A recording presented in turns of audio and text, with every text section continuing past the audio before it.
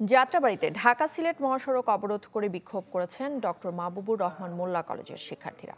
আরো জানাতে সেখান থেকে এই মুহূর্তে আমাদের সাথে সরাসরি যুক্ত হচ্ছেন রমিজ হোসাইন।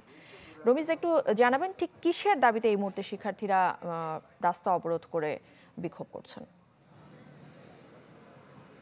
সাথে এই সংঘর্ষ তো যে আজকে যে সংকট, এই সংকটটি মূলত তৈরি হয়েছে 18 তারিখে ডক্টর মাহবুবুর রহমান মোল্লা কলেজের একজন শিক্ষার্থী যে ডেঙ্গু আক্রান্ত হয়ে ন্যাশনাল হসপিটালে চিকিৎসাধীন ছিল এবং সেখানে তার মৃত্যু হয়।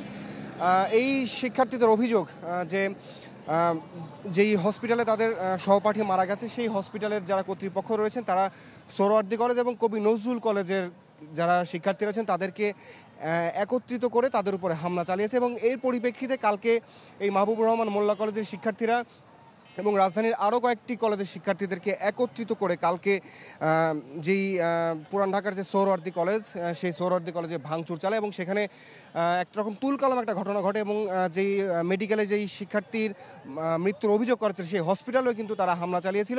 এরই পরিপ্রেক্ষিতে আজকে আমরা সকালের থেকে দেখেছি যেই সোহরাওয়ার্দী কলেজ এবং পাশে যেই কবি নজরুল ইসলাম কলেজ এছাড়াও আরও বেশ কয়েকটি কলেজের শিক্ষার্থীরা তারা কিন্তু একতাবদ্ধ হয়ে একটি মিছিল নিয়ে ঢাকা মেট্রোপলিটন সিএমএম কোর্টের সামনে থেকে তারা দনিয়া হয়ে এই যেই এখন যাত্রাবাড়ির দনিয়ার সামনে তারা অবস্থান করছেন এবং মাহবুবুর রহমান মোল্লা কলেজের সামনে সেখানকার শিক্ষার্থীরা অবস্থান করছেন। দুই পক্ষের মধ্যে আসলে এখন পর্যন্ত ধাওয়া পাল্টা দেওয়ার কোনো ঘটনা আমরা এখন পর্যন্ত দেখিনি। তবে আইনশৃঙ্খলা রক্ষাকারী বাহিনীর সদস্যরা আসলে সেদিকেই যেই মাহবুবুর রহমান মোল্লা কলেজটি সেদিকে তারা এগিয়ে যাচ্ছে এবং এর পেছনে এবং সাথে রয়েছে আমরা দেখতে পাচ্ছি কবি নজরুল কলেজ এবং সোহরাওয়ার্দী কলেজের যে সমস্ত শিক্ষার্থীরা এই মাহবুবুর রহমান মোল্লা কলেজের উদ্দেশ্যে আসলে যারা যাত্রা শুরু করেছিলেন।